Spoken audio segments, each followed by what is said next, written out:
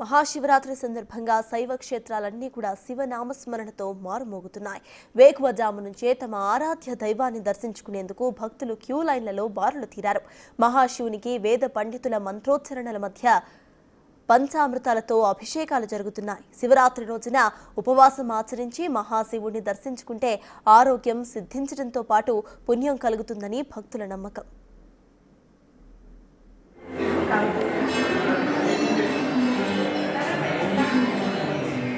మహాశివరాత్రి సందర్భంగా శివాలయాల వద్ద భక్తుల సందడిపై మరిన్ని డీటెయిల్స్ ను మా ప్రతినిధి రాము అందిస్తారు. శివరాత్రి సందర్భంగా శ్రీకాకుళం జిల్లాలో ఉన్న మొత్తం శైవ క్షేత్రాలన్నీ కూడా శివనామస్మరణతో మారుమోగుతున్నాయి.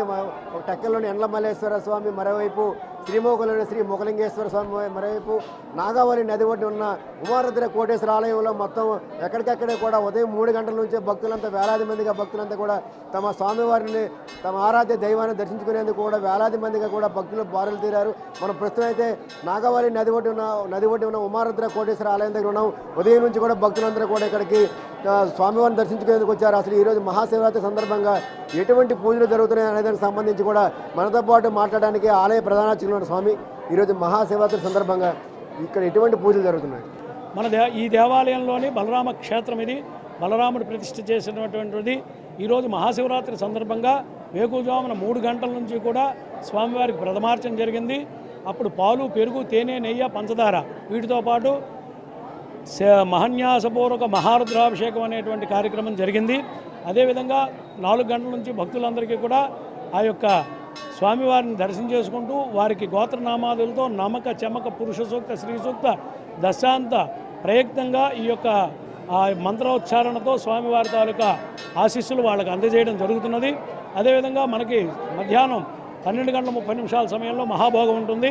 రాత్రి 6 గంటలకి మహాహారతి ఉంటుంది. ఆ హారతి తర్వాత రాత్రి 9:30 అయితే కూడా మహాన్యాసపూర్వక మహారుద్రాభిషేకం రాత్రి లింగోద్భవ సమయం వరకు కూడా ఇక్కడ కొనసాగుతుంది. శివుడు ఉద్భవించినటువంటి సమయం అంటే శివలింగం ఈరోజు రాత్రి 11:59:52 ఉద్భవించింది. ఆ యొక్క ఉద్భవ సమయంలో స్వామివారిని దర్శనం చేసుకుంటే అప్పుడు ఉండేటువంటి ఆ కాంతులు, అంటే స్వామివారి మీద వచ్చేటువంటి ఆ కాంతులన్నీ కూడా మనం కళ్ళతో చూసినా మనకు కళ్ళు రుగ్మతలు, అదేవిధంగా శరీరాన్ని ఆ కాంతులు తాకుతాయి. కాబట్టి మనకు ఆ శరీరం మీద తగిలినటువంటి ఆ కాంతుల వల్ల శరీర ఆరోగ్యం బలపడుతుంది. అదేవిధంగా మనం ఇహలోకంలో చేసినటువంటి ఇప్పటి వరకు చేసిన పాపపుణ్యాలన్నీ కూడా ఆ యొక్క స్వామి దర్శనంతో మనకి పారద్రోలబడతాయని చెప్పేసి పురాణ గాథలు. మన శరీర ఆరోగ్యం బాగుపడుతుందని సంవత్సరానికి ఒకసారైనా సరే మనం అన్నిటికీ అతీతులం కాదు, ఎక్కువగా తినకూడదు, ఎక్కువగా నిద్రించకూడదు. ఆ విధమైనటువంటి క్రమశిక్షణతో మన తాలూకా పూర్వం ఋషులు పెట్టినటువంటి ఈ కార్యక్రమాన్ని ఇది సనాతన ధర్మంగా మనం భావిస్తూ ఈ సనాతన ధర్మాన్ని మనం ఈనాడు కూడా పాటించవలసినటువంటి ఆవశ్యకత మనకు వచ్చింది. మనం ఏదైనా సంధ్యాదులు అంటే ధ్యానం చేసినా, స్వామికి అభిషేకం చేసుకున్నా, ఇంకేదైనా మంచి పనులు చేస్తే అది మంచి సత్ఫలితాన్ని మనకి ఇస్తుంది. అందువల్ల బ్రాహ్మీ ముహూర్తంలో మనం పడుకున్న వాళ్ళం లేచి స్నానం చేసి ఆ యొక్క కార్యక్రమాలు చేయాలంటే కొంతమందికి ఇబ్బంది పడతారు. అందువల్ల ఈ జాగరణ అనేటువంటిది ఉంటుంది. కాబట్టి ఆ బ్రాహ్మీ ముహూర్తం అంటే వేకువజామున 3:30-4 సమయంలో భక్తులందరూ కూడా స్నానం చేసుకొని ఆ యొక్క తిరువీధోత్సవం అయిపోయిన వెంటనే కూడా మళ్ళీ స్వామిని దర్శనం చేసుకొని వారి ఇళ్ళకి వెళ్ళి ఆ మర్నాడు పలహారం గట్రా చేసుకుంటారు. ఆ విధంగా చేయడం వల్ల ఏంటంటే ఇవన్నీ కూడా మనకి రసాయనిక సిద్ధి చెందడానికి, శరీర ఆరోగ్యం బాగుపడడానికి మన పూర్వీకులు పెట్టినటువంటి ఇది. మహాశివుని ఎంత భక్తి శ్రద్ధలతో పూజిస్తే అంత ప్రయోజనం ఉంటుందనేది కూడా పండితులు చెప్తున్నమాట. ఎక్కడికక్కడ కూడా మనం చూడవచ్చు.